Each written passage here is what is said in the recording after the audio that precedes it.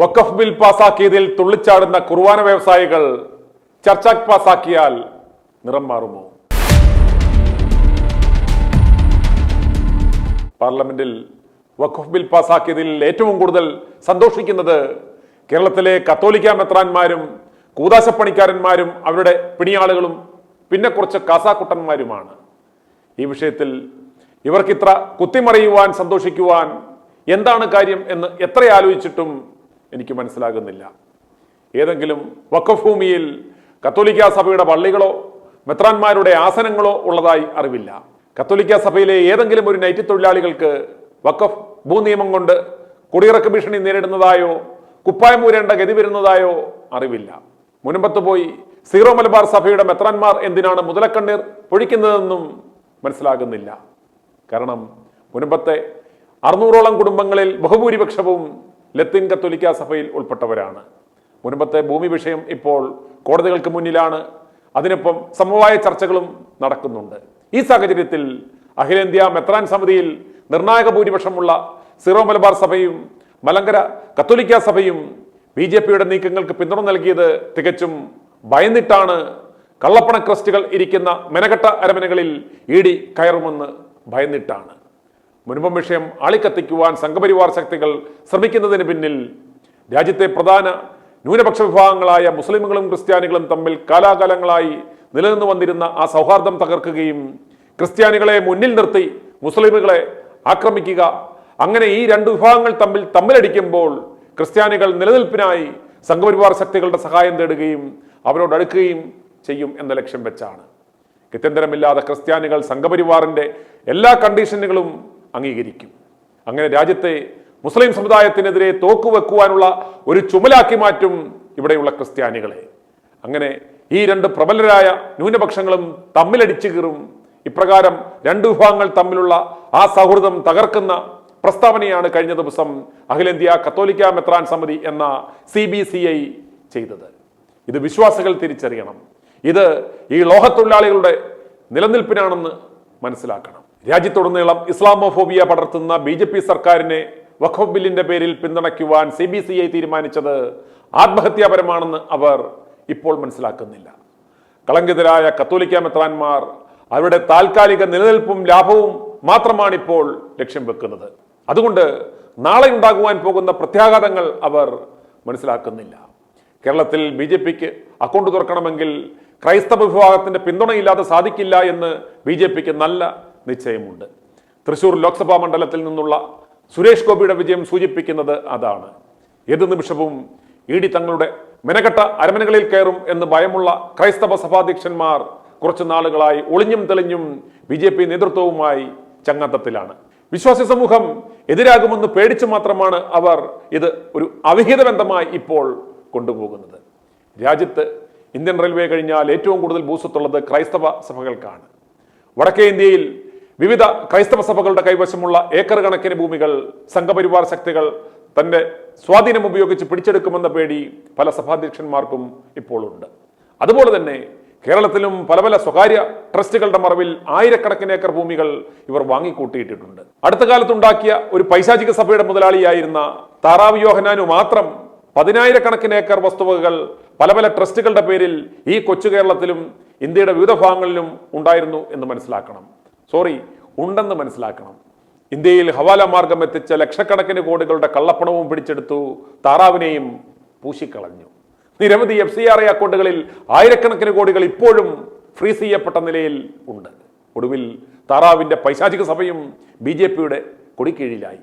പത്തനംതിട്ട ലോക്സഭാ തെരഞ്ഞെടുപ്പ് കാലത്ത് നാം ഇതൊക്കെ കണ്ടതാണ്. താറാവ് യോഹന്നാന്റെ അനുഭവം ഉണ്ടാകാതിരിക്കുവാനാണ് കള്ളപ്പണത്തിന് മുകളിൽ അരമന വെച്ച് വാഴുന്ന മോന്മാർ, മെനകെട്ട മെത്രാന്മാർ സംഘപരിവാറിന്റെ ശൂലം സ്വന്തം മുതുകിൽ വെക്കുവാൻ കുനിഞ്ഞു നിന്ന് കൊടുക്കുന്നത്. പാർലമെന്റിൽ വഖഫ് ബിൽ പാസാക്കിയതിൽ അത്യാഹ്ലാദിക്കുന്ന കേരള കത്തോലിക്ക മെത്രാൻ സമിതി എന്ന KCBC സംസ്ഥാന സർക്കാർ നിയമസഭയിൽ അവതരിപ്പിക്കുവാൻ ഉദ്ദേശിക്കുന്ന ചർച്ച് ബില്ലിനെ എന്തിനു ഭയക്കുന്നു, എന്തിന് എതിർക്കുന്നു എന്ന ചോദ്യമാണ് ഇപ്പോൾ ഉയരുന്നത്.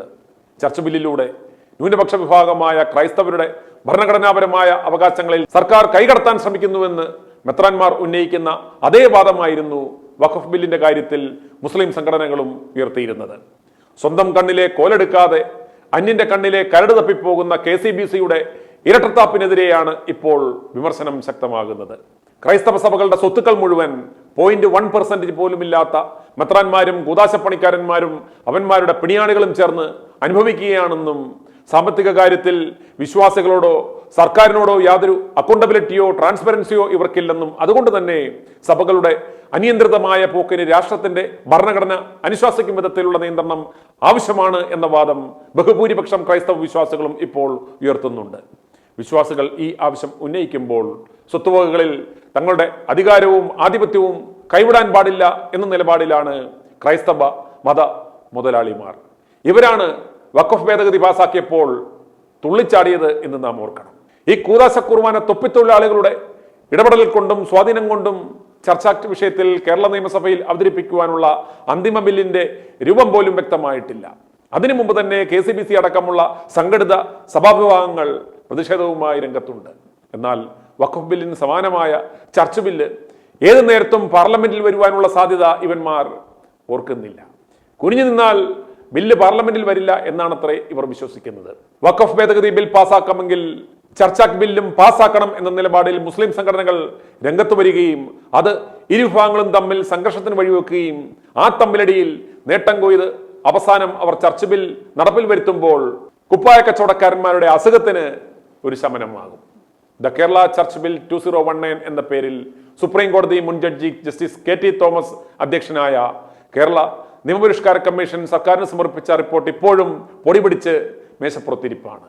ബില്ലിന് ക്യാബിനറ്റ് ഇതുവരെ അന്തിമ അനുമതി പോലും നൽകിയിട്ടില്ല എന്നോർക്കണം. ഈ സർക്കാരിന്റെ കാലാവധി കഴിയും മുന്നേ നിയമസഭയിൽ അവതരിപ്പിക്കുമോ എന്നുപോലും നിശ്ചയമില്ല.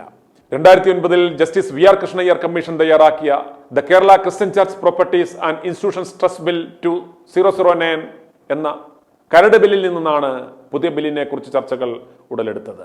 നിലവിൽ സഭകളുടെ സ്വത്തുക്കളുടെ എല്ലാ കൈകാര്യ അധികാരം മെത്രാന്മാരിൽ മാത്രം അധിഷ്ഠിതമാണ്. സഭാവിശ്വാസികൾക്ക് അതിൽ കാര്യമായ അധികാരമൊന്നുമില്ല. അവർ വെറും നോക്കുകുത്തികൾ മാത്രം. ദൈവത്തിന്റെ കൈവപ്പ് കിട്ടിയ പുരോഹിതവർഗം എന്ന മുടന്തൻ ന്യായങ്ങൾ പറഞ്ഞാണ് ഇവർ സഭാസ്വത്തുക്കൾ തന്നിഷ്ടം പോലെ കൈകാര്യം ചെയ്യുന്നത് എന്ന് മനസ്സിലാക്കണം. ഇതിന് അറുതി ഉണ്ടാവണമെന്ന ചിന്തയാണ് എല്ലാ സഭകളിലെയും ബഹുഭൂരിപക്ഷം വിശ്വാസികളും ചർച്ച നടപ്പിലാക്കണം എന്ന് ആവശ്യപ്പെടുന്നതിന്റെ കാരണം. എറണാകുളം അങ്കമാലി അതിരൂപതയുടെ ഭൂമി തന്നിഷ്ടം പോലെ കർദിനാൾമാർ ജോർജ് ആലഞ്ചേരി വിറ്റതിനെതിരെ വിശ്വാസികൾക്കിടയിൽ പ്രതിഷേധമുണ്ടാകുവാൻ തന്നെ കാരണം ഇതായിരുന്നു. 2019 കരട് ബിൽ പ്രകാരം ഒരു ട്രിബ്യൂണൽ വിഭാവനം ചെയ്തിട്ടുണ്ട്. എന്നാൽ ട്രിബ്യൂണലിന്റെ ഏകപക്ഷീയമായ ഒരു ഇടപെടലും ബിൽ വ്യവസ്ഥ ചെയ്യുന്നില്ല. കണക്കുകൾ കൃത്യമായി ഓഡിറ്റ് ചെയ്തിരിക്കണമെന്നും സഭയുടെ വിവിധ തലങ്ങളിലുള്ള സമിതികൾക്ക് മുന്നിൽ അവതരിപ്പിക്കണം എന്നും മാത്രമാണ് നിഷ്കർഷ. ഇതൊന്നും പക്ഷേ മെത്രാന്മാർ അംഗീകരിക്കുന്നില്ല. ബില്ലിനെതിരെ KCBC പ്രതിഷേധം ഉയർത്തുന്നതിന്റെ പ്രധാന കാരണവും ഇതുതന്നെയാണ്. മതവിഭാഗങ്ങളുടെ സ്വത്തുക്കൾ കൈകാര്യം ചെയ്യുന്നതിൽ രാജ്യ നിയമങ്ങളുടെ ലംഘനം ഉണ്ടെന്നാണെങ്കിൽ അത് ചെറുക്കുവാൻ നിലവിൽ സംവിധാനങ്ങളുണ്ട്. രാജ്യത്ത് നിലവിലുള്ള സിവിൽ നിയമങ്ങൾ പാലിച്ചും കരവും ഫീസുകളും ഒടുക്കിയും രജിസ്ട്രേഷൻ ചട്ടങ്ങൾ പാലിച്ചും ഓഡിറ്റുകൾ നടത്തിയുമാണ് സഭാസ്വത്തുക്കൾ പരിപാലിക്കുന്നത്. വഖഫ് ബോർഡ്, ദേവസ്വം ബോർഡ് എന്നിവയ്ക്ക് സമാനമാവണം സഭാസ്ഥാപനങ്ങളെന്ന് വാദിക്കുന്നതും യുക്തിസഹമല്ല. അത്തരം ബോർഡുകൾ സ്ഥാപിക്കപ്പെടുവാനിടയാക്കിയ ചരിത്രപരമായ കാരണങ്ങളോ സാഹചര്യങ്ങളോ അല്ല ക്രൈസ്തവ സ്ഥാപനങ്ങളുടെ കാര്യത്തിലുള്ളത് എന്നിങ്ങനെയെല്ലാം പള്ളികളിൽ സർക്കുലർ വായിച്ച KCBC ആണ് വഖഫ് ബില്ലിലെ ന്യൂനപക്ഷ ധ്വംസനങ്ങളെക്കുറിച്ച് മിണ്ടാതിരുന്നത് എന്ന് നാം ഓർക്കണം. വഖഫ് ഭേദഗതി ബിൽ നടപ്പിൽ വരുത്താമെങ്കിൽ എന്തുകൊണ്ട് ചർച്ച് ആക്ട് നടപ്പിൽ വരുത്തിക്കൂടാ? ഇരട്ടത്താപ്പ് പാടില്ല. i2i News, an eye for truth. i2i News subscribe ചെയ്തിട്ടില്ലാത്തവർ ഇപ്പോൾ തന്നെ സബ്സ്ക്രൈബ് ചെയ്യുക. നോട്ടിഫിക്കേഷൻ ലഭിക്കുവാൻ ബെൽ ബട്ടണും അമർത്തുക.